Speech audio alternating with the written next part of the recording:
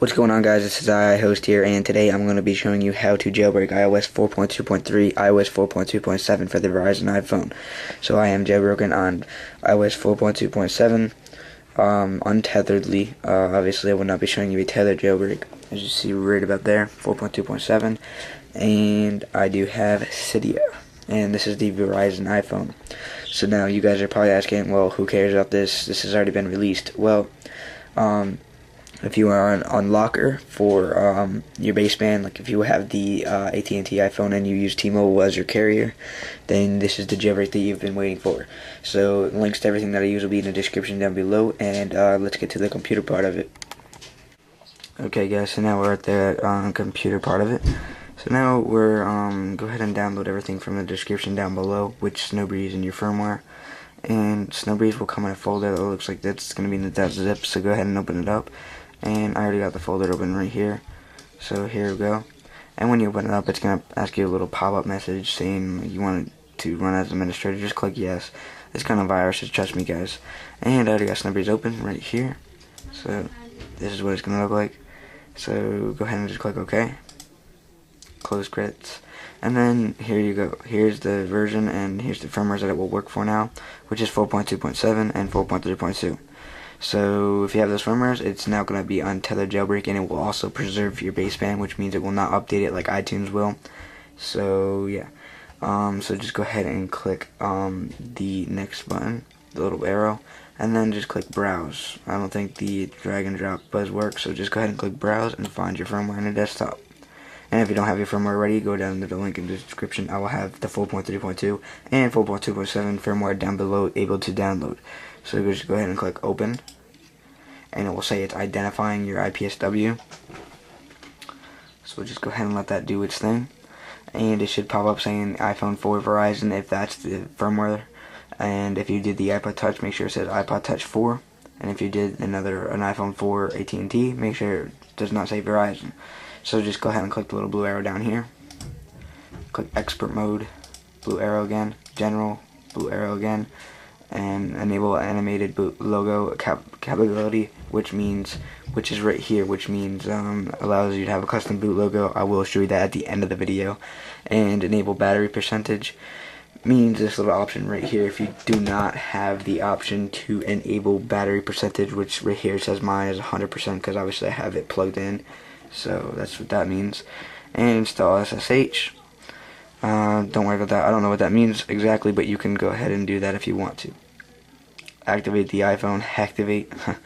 If you wanted to activate your iPhone, if you don't have a AT&T card or a T-Mobile, if you lost it, you can still activate it if you just click this little box.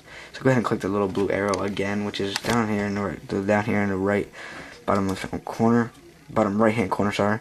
And this is for if you want to add any custom packages or sources, you can do that, but I'm not going to, so I'm just going to click the blue arrow.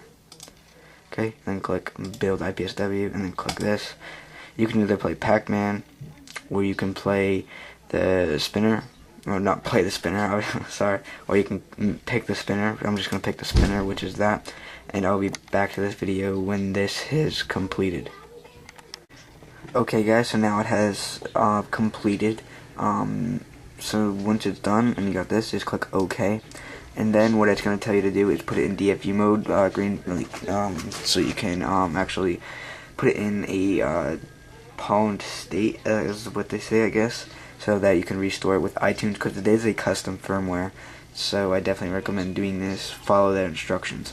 So what they're telling you to do is turn your iPhone off, which I'm not going to do because mine's already jailbroken. I don't want to do it twice. So turn it off, and then they're going to tell. So I'll go ahead and try to do the steps for you. So just click the start button, and then it's going to say prepare to press the home and power. So what you're going to do is you're going to press both of these at the same time for 10 seconds. So just hold them both down. If you're really jailbreaking right now, hold them both down for home and power for 10 seconds. Now it says release the power button, which is the one on top, and keep holding the home button for 30 seconds. And once you did it correctly, it will be in DFU mode, and it will tell you that you were done and ready to restore with iTunes. Now mine's going to fail because I didn't really do it, so I'm just going to exit out.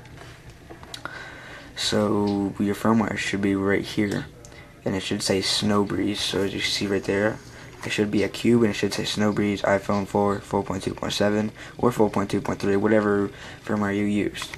So now you want to go ahead and have iTunes open and make sure your iPhone is plugged in. It should say that it is in a restore mode, but it's really not. It's in a pawn state to be able to restore to custom firmwares.